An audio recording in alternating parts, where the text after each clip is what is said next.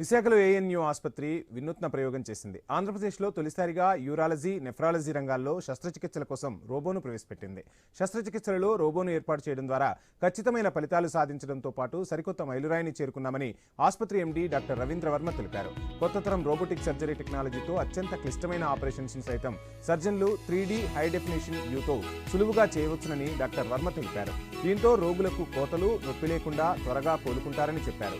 ఇప్పటి వరకు యూరాలజీ రంగంలో చిన్న కోతలతో శస్త్రచికిత్సలే ఉండగా వాటిని రోబో విధానం భర్తీ చేస్తోందన్నారు.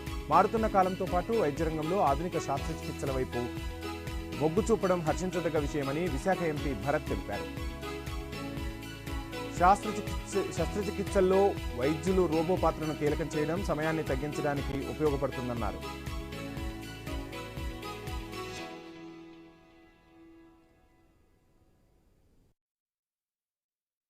ప్రధానంగా ఇక్కడ రావడానికి కారణం రోబోటిక్ సర్జరీ ప్రారంభించడము. ఇందాక అన్నారు ఐనో అని, Asian institute of nephrology and urology హైదరాబాద్లో స్టార్ట్ చేశారు. ఇవాళ 7 బ్రాంచ్లు ఉన్నాయి. విశాఖపట్నంలో ఇక్కడ ద్వారకా నగర్లో ఒక బ్రాంచ్ మన డాక్టర్ రవీంద్ర వర్మ గారు మేనేజింగ్ డైరెక్టర్గా ఇక్కడ నాయకత్వం వహిస్తున్నారు. మామూలుగా నేను చూసింది ఏంటంటే డాక్టర్స్ మార్పు నచ్చదు వాళ్ళకు ఉన్న అలవాట్లే వాళ్ళు కంటిన్యూ చేస్తారు.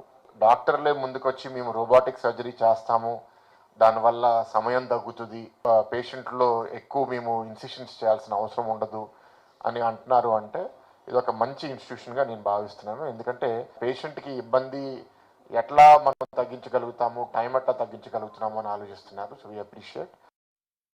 Nephrology, urology Visakhapatnam. సో ఈరోజు మనము robotic platform, advance platform for doing complex urological surgeries unveil చేశారు.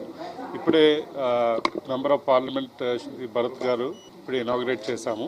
అయితే ఈ రోబోటిక్ సర్జరీ ఎందుకు అవసరం అంటే, రోబోటిక్ సర్జరీ వల్ల మనకి సర్జికల్ ప్రిసిషన్ వస్తుంది. ఎందుకంటే మనం ఒక కీహోల్ సర్జరీ చేయాలంటే లాప్రోస్కోపిక్ సర్జరీ, ఎస్పెషల్లీ యూరాలజీలో మేము డీప్ ఇన్ ద పెల్విస్లో కింద లోపల చేసినప్పుడు వెరీ నేరో స్పేస్లో రోబోటిక్ ఇన్స్ట్రుమెంట్స్ ఏంటంటే హ్యూమన్ రిస్ట్ లాగా మూవ్ అవుతాయి. So it has a 360 degrees.